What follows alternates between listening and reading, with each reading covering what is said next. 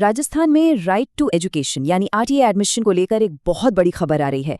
सरकार ने इस बार नियमों को इतना सख्त कर दिया है कि अगर कोई धोखाधड़ी करने की कोशिश करता है तो उसके लिए बहुत बड़ी मुसीबत खड़ी हो सकती है। तो जो लोग इस साल आरटीई के तहत अपने बच्चों के एडमिशन के लिए अप्लाई करने वाले हैं, उनके लिए ये जानकारी सीधे तौर पर बहुत काम की है। सरकार ने पूरी प्रक्रिया में कुछ ऐसे बड़े बदलाव किए हैं जिनके बारे में जानना बेहद जरूरी है। तो चलिए एक एक करके इन सभी को समझते हैं। देखिए, इस बार मामला सिर्फ एप्लीकेशन के रद्द होने तक ही नहीं रुकेगा।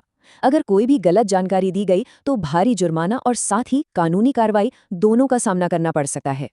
देखिए, आरटीई का मकसद तो बहुत नेक है, गरीब और जरूरतमंद बच्चों को अच्छे प्राइवेट स्कूलों में मुफ्त शिक्षा देना।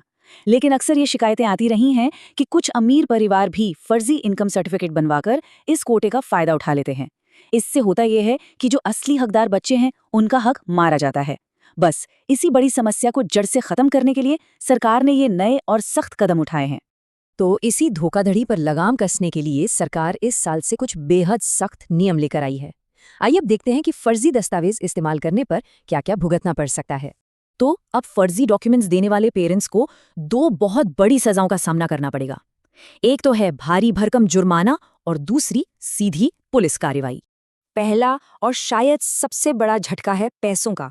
अगर कोई भी फर्जी दस्तावेजों के साथ पकड़ा जाता है तो उस पेरेंट से स्कूल की पूरी फीस का दोगुना, जी हाँ डबल अमाउंट, जुर्माने के तौर पर वसूला जाएगा। ये एक बहुत बड़ा फाइनेंशियल डंडा है।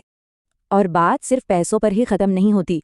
इससे भी ज्यादा सीरियस बात यह है कि स्कूल को अब ये अधिकार दिया गया है कि वो ऐसे पेरेंट्स के खिलाफ सीधे पुलिस में एफआईआर दर्ज करवा सकता है।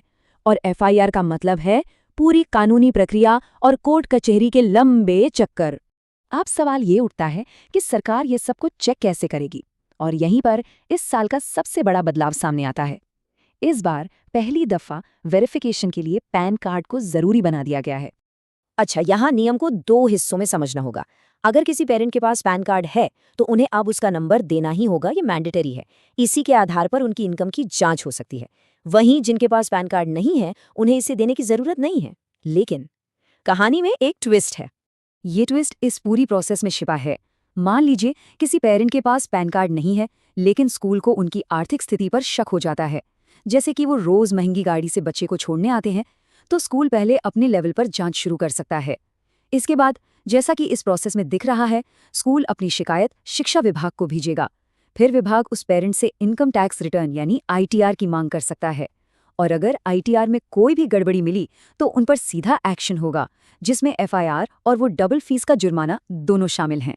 हालांकि इस मामले पर कुछ एक्सपर्ट्स का भी मानना है कि ये प्रक्रिया उतनी आसान नहीं होगी। टैक्स कंसल्टेंट मदन मोहन व्यास कहते हैं कि सिर्फ पैन नंबर से इनकम की जांच करना स्कूलों के लिए मुश्किल होगा। इसलिए जैसे बैंक करते हैं वैसे ही स्कूलों को भी वेरीफाइड आईटीआर की कॉपी की जरूरत पड़ेगी। ये इस पूरी प्रक्रिया की एक प्रैक्टिकल चुनौती को दिखाता है। चलिए अब उन जरूरी तारीखों पर नजर डालते हैं जिन्हें जानना अप्लाई करने वाले हर पेरेंट के लिए बहुत जरूरी है।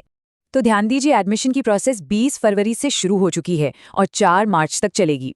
पहली लॉटरी 6 मार्च को निकलेगी, जिसके बाद डॉक्यूमेंट्स का वेरिफिकेशन होगा। इसके बाद दूसरा राउंड 27 मार्च से शुरू होगा और पूरी की पूरी एडमिशन प्रक्रिया 21 अप्रैल तक खत्म हो जाएगी। तो इन तारीखों को कहीं पर नोट करके रख लें। इस साल सिर्फ नियम ही सख्त नहीं हुए हैं, बल्कि योग्यता के मापदंडों में भी कुछ बहुत बड़े बदलाव किए गए हैं। इसमें क्लास का दायरा और उम्र की सीमा दोनों शामिल हैं। ये वाकई एक बहुत बड़ा और स्वागत करने लायक कदम है। राजस्थान में ऐसा पहली बार हो रहा है कि आरटीई के तहत एडमिशन नर्सरी, एलकेजी और यूकेजी जैसी प्री प्राइमरी क्लासेस के लिए भी खोले गए हैं। इसका मतलब है कि अब बच्चे नर्सरी से लेकर पहली क्लास तक मुफ्त शिक्षा का फायदा उठा सकते हैं। उम्र की सीमा को भी अब एकदम साफ कर दिया गया है।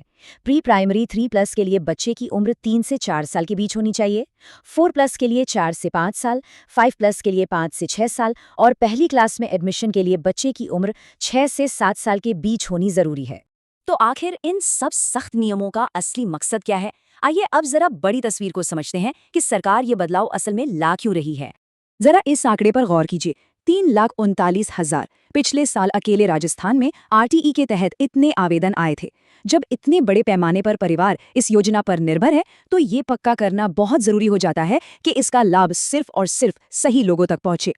तो कुल मिलाकर इन सभी नियमों का एक ही लक्ष्य है, सिस्टम को साफ सुथरा और पारदर्शी बनाना। सरकार ये पक्का करना चाहती है कि सीटें सिर्फ जरूरतमंद बच्चों को ही मिले, अमीर परिवारों की तरफ से हो रहे दुरुपयोग पर लगाम लगे और पूरी प्रक्रिया में ज्यादा जवाबदेही आए। तो अंत में इन सभी बदलावों से सबसे अहम सवाल एक ही खड़ा होता है, क्या आवेदन में दी गई हर जानकारी और हर दस्तावेज पूरी तरह से सही और सटीक है? क्योंकि इस बार एक छोटी सी गलती भी बहुत भारी पड़ सकती है। अब ईमानदारी और सटीकता पहले से कहीं ज्यादा जरूरी हो गई है।